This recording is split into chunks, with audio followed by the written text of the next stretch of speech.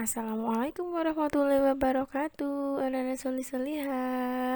Kembali lagi belajar bersama Bunda. Kali ini kita akan belajar bahasa Indonesia tema 3 subtema 1 tentang aneka benda di sekitarku.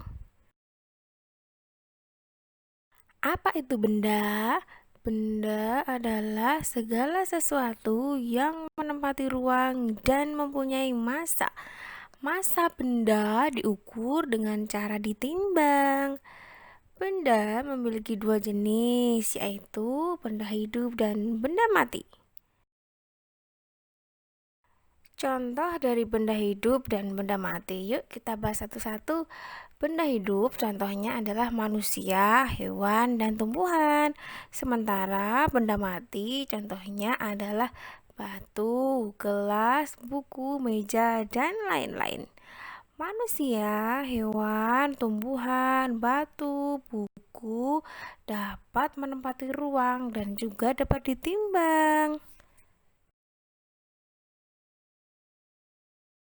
Lalu, bagaimana membedakan benda dan bukan benda?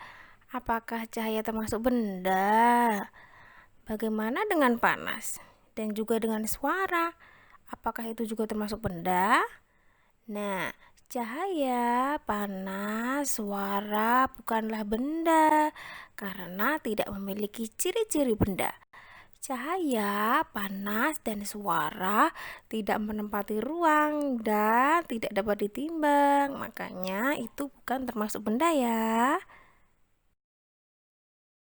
Sekarang kita bahas bahan pembentuk benda. Di sini Bunda sudah tampilkan ya. Bahan pembentuk benda diantaranya adalah 1. Kayu, 2. Plastik, 3. Logam, 4. Karet, dan 5. Kaca. Yuk kita bahas satu persatu. Bahan pembentuk benda yang pertama adalah kayu. Sifat-sifat bahan kayu diantaranya adalah keras dan kuat, tidak tahan terhadap air sehingga mudah lapuk jika di tempat yang basah, kemudian dapat dibentuk. Lalu, contoh benda yang terbuat dari kayu adalah meja, kursi, pintu, almari, dan lain-lain. Bahan pembentuk benda yang kedua adalah plastik. Sifat-sifat bahan plastik diantaranya tidak mudah menyerap air, ringan dan tidak mudah pecah, mudah dibentuk dan tembus pandang. Contoh benda yang terbuat dari plastik diantaranya adalah gayung, botol air minum, galon, toples, dan sendok plastik. Bahan pembentuk benda yang ketiga adalah logam. Sifat-sifat dari bahan logam diantaranya berbentuk padat, keras, kuat, tidak lentur, tidak menyerap air dan terbakar, serta penghantar panas yang baik. Contoh benda yang terbuat dari logam diantaranya panci, sendok, wajan, kerangka mobil, dan pagar rumah. Selanjutnya, bahan pembentuk benda yang keempat adalah karet. Sifat-sifat dari bahan karet diantaranya kuat, lentur, elastis, tidak tahan api, bisa meleleh jika dipanaskan ya, kemudian tidak tembus air.